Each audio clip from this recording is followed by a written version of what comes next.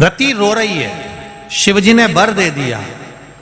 अब रति अपनी चित्त वृत्ति को धारण करती है और पति के लिए बहुत इंतजार करती है, बहुत।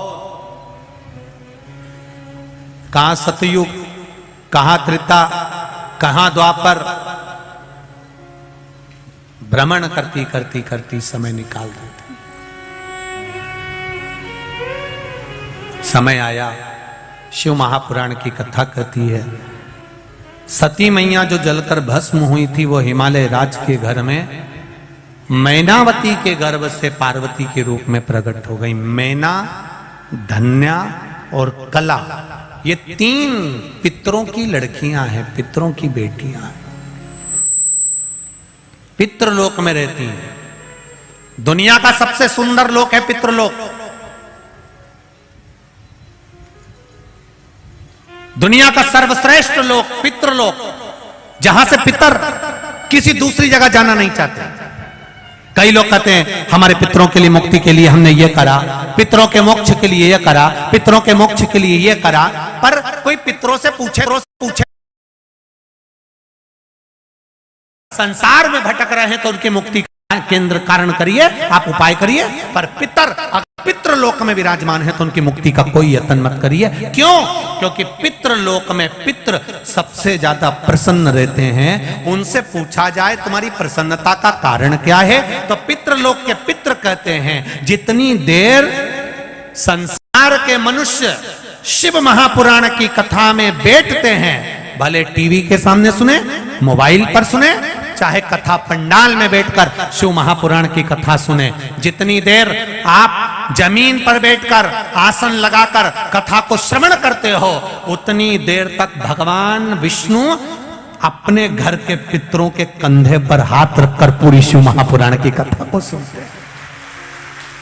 उतनी देर महादेव की कथा का रस तत्व भगवान नारायण उतनी देर तक हमारे पितरों के कंधे पर हाथ रखते हैं और हाथ रखकर कंधा ठोक ठोक कर कहते, देख तेरे घर के ये सत्कर्म कर रहे हैं, तेरे घर के बच्चे कथा सुन रहे हैं, तेरे घर के बच्चे ने पुण्य कमाया, तेरे घर के बच्चे ने श्री शिवाय नमस्तुभ्यम गाया, तेरे घर के बच्चे ने शिव तत्व को जाना है, तेरे घर के बच्चे ने पुण्य। भगवान नारायण कंधा ठोक ठोक कर आशीर्वाद देते हैं, ये तेरे घर के बच्चे हैं, ये तेरे घर की बहू है, ये तेरे घर के बेटे हैं।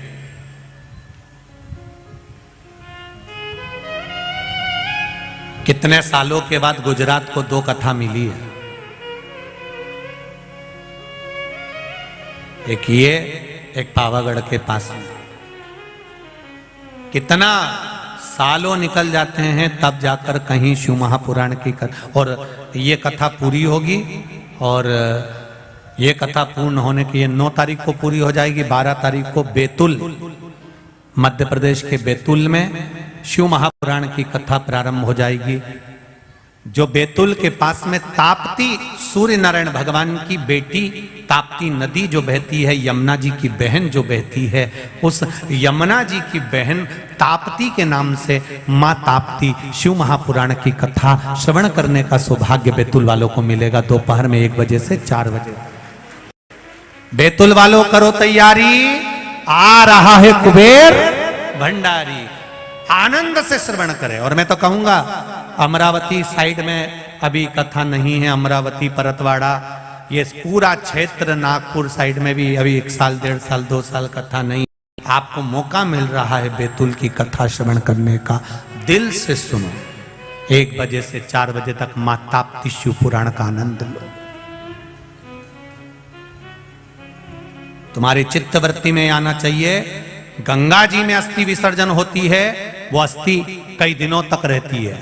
यमुना जी में अस्थि जावे तो कई दिनों तक रहती है, गोदावरी में जावे अस्थि बहुत दिनों तक रहती है, कावेरी में, सरस्वती में अस्थि डाली जाए, मंदाकिनी में डाली जाए तो बहुत दिनों तक रहती है। केवल मां ताप्ती यमुना जी की बहन एक अकेली ऐसी है जिसमें अस्थि डालते से ही दूसरे दिन भस्म हो जाती है। ऐसा क्या है मां ताप्ती में, उसको जानो तो सही।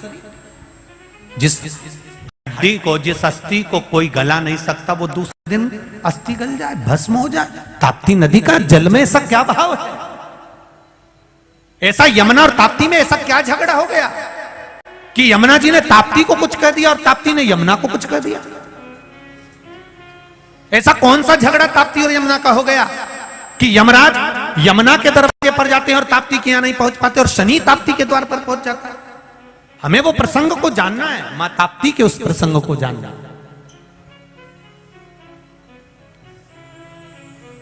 उसको पहचानना है हमें, मां ताप्ती के उस संवादों को। वो बैतुल की कथा में 12 से चालू होगी, उसको श्रवण करे 12 दिसंबर से, आनंद ले।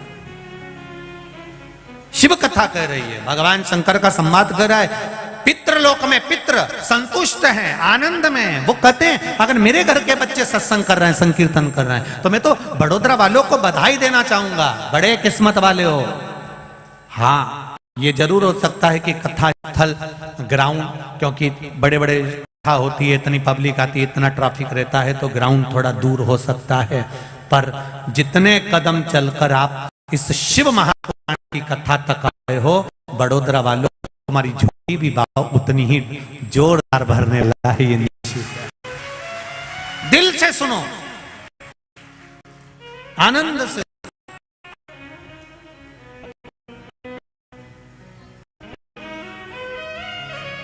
भाव से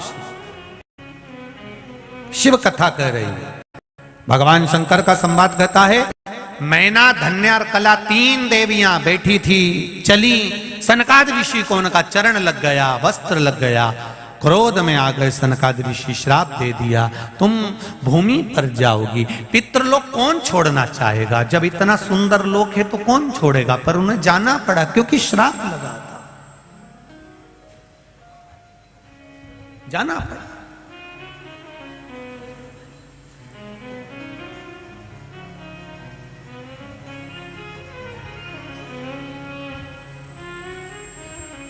एक कथा मालेगांव में भी है, महाराष्ट्र में। कई लोग पूछते हैं गुरुजी 2 मालेगांव है, एक अमरावती मालेगांव है, एक नासिक मालेगांव। तो अमरावती मालेगांव में कथा नहीं है, ये नासिक मालेगांव है, उस मालेगांव में कथा। कितनी तारीख है वो? 23 है शायद, 23 दिसंबर है। 23 दिसंबर से वो कथा मालेगांव, नासिक मालेगांव में रहेगी, वो स्मरण रहे। तो अमरावती मालेगांव नहीं है, वो है नासिक मालेगांव महाराज। धूलिया मालेगांव बोलते हैं, नासिक मालेगांव, धूलिया मालेगांव, नासिक मालेगांव, ऐसा कुछ है उसका। शिव कथा कह रही है, हाँ धूलिया मालेगांव का होगा। शिव महापुराण की कथा कह रही है। तीनों देवियां पृथ्वी पर आ गईं, संतों का वर प्राप्त हुआ, तुम्हारी गोद में 3 देवियां खेलेंगी, जगत का कल्याण करेंगी।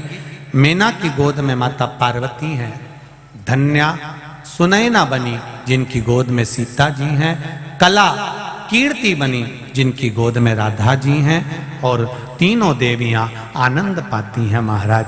3 देवियां आती हैं, पार्वती